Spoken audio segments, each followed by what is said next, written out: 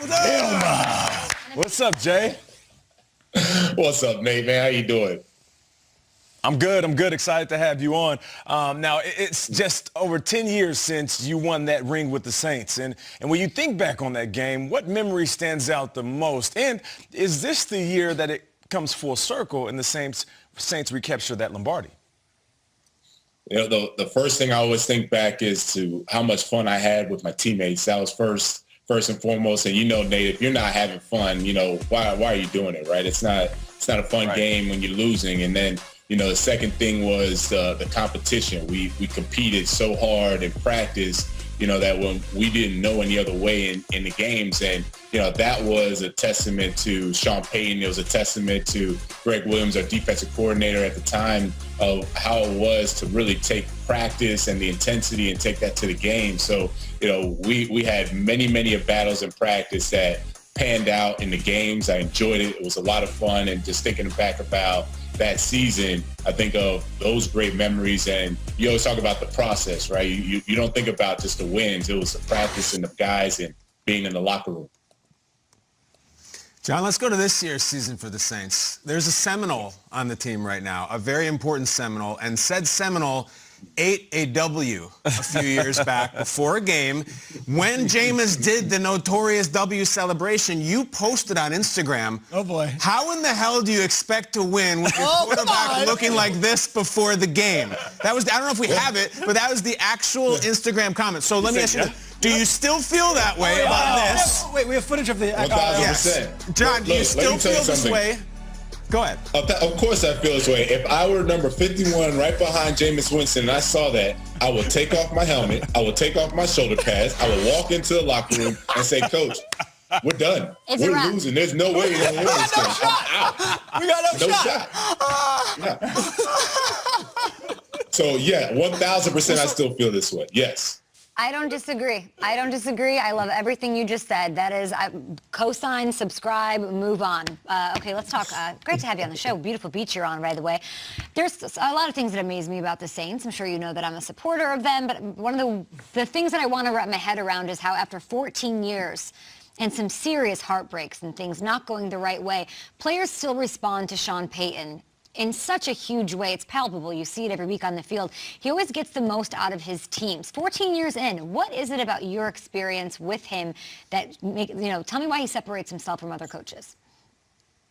Sean has always done a great job of threading the line of being a coach and being very personable, almost like a player. You know, you saw one of the highlights. I go and I'm pushing Sean after a play. We get off the field and we made a play, and that's because of the relationship that we had built and he had built with the defense. He's extremely competitive, a very fiery guy, but he knows how to toe the line of still commanding the respect of being a coach, yet getting the most out of the guys, because we're all competitors at heart. We're competitors by nature. So he knows how to kind of poke the bear. He loves to poke the bear, and that's how you get players to respond. We're competitors. We want to be the best, and we want to be challenged. So when you have a coach that knows when it's time to challenge his players, then he knows when it's time to back off. He knows when to give the respect, and he knows how to be, again, a head coach and call the plays offensively. That's how you continue to have the respect that he has, and the players respond to him year in and year out.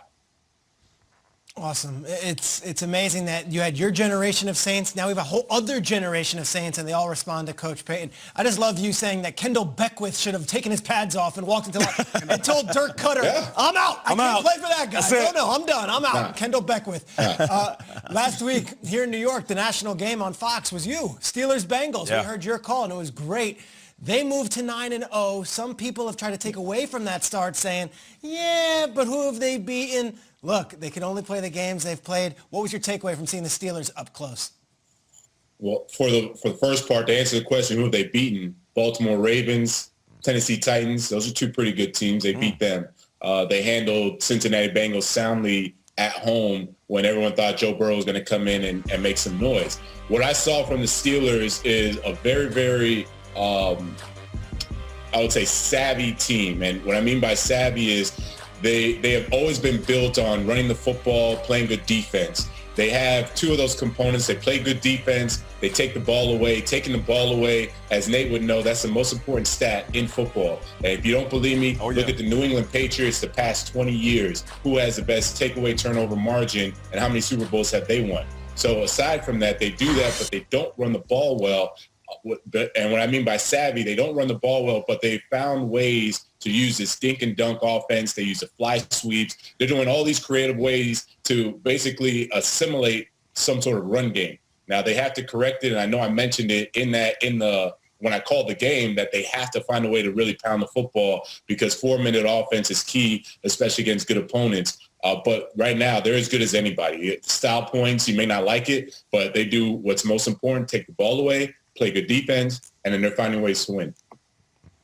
You're spot on, man. Now, you had a long, accomplished NFL career, and it's filled with accolades over the 10 years. You last played 8 seasons ago, yet your Coral Gables High School and later Miami teammate Frank Gore is still going. Inexplicably, I don't know how he's doing it. So what's your earliest memory of Frank Gore on the field? And when did you guys realize, can you imagine these two, and I'm pretty sure a long list of other guys on the squad together in high school, that you guys knew you were destined for the league? Wow, I'll never forget the first time I was 15 years old and Frank was 14 years old, and we were about to play varsity football, and he's sitting in the locker room, and Frank had dreads back then, so he's literally just sitting there twisting his dreads, and he's not saying anything. He's just kind of looking around, and I'll never forget this because we had a running back already, and he was talking about how he's going to rush for 1,000 yards and all this, and then Frank, he's just sitting there just looking at him, twisting his dreads. And then all of a sudden we get out to practice and Frank is ripping it. When I mean ripping it, we were just like, whoa, like, who is this guy? We had no idea who this guy was. And when I say within not even a week, it had to be 3 practices, boom, he takes the starting running back spot. And, it's all she wrote from there.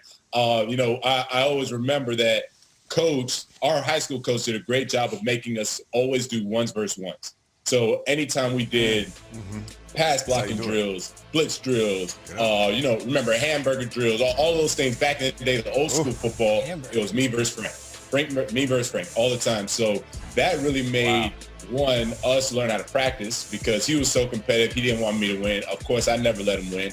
And since I'm on national TV, I'm going to tell everybody, Frank never beat me, ever. I always beat Frank all the time. So he's gonna have to figure out how to defend himself now, but I always beat Frank all the time. But, on a serious note, he was extremely competitive and took great care of his body. The athleticism, I mean, you see it's there. The athleticism has always been there. And I told people when I was going to I said, hey, there's this guy. He's a senior now in high school. I played with him. I'm telling you, he's pretty salty. Like, no, we got Willis, we got Portis, we got everybody, blah, blah, blah, we're good. I said, okay. And then sure enough, he comes in freshman year, boom, rips it up. He goes to second team just like that. And, I mean, look, the story, you see what he's done. Benjamin Button, he hasn't stopped playing ball yet. Benjamin Button.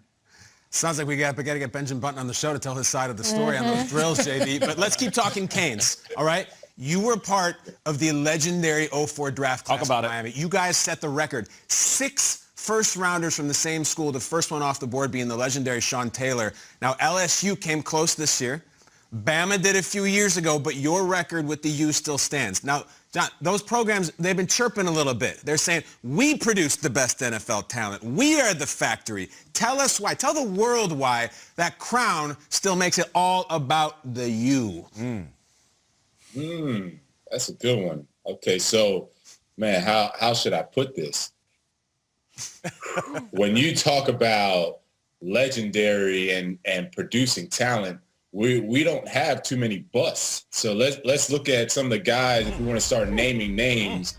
Ray Lewis, he was kind of good. Ed Reed, he was kind of good. Warren Sapp, he was all right. Jeremy Shockey, Clinton Portis. I mean, when we start ripping off names, we're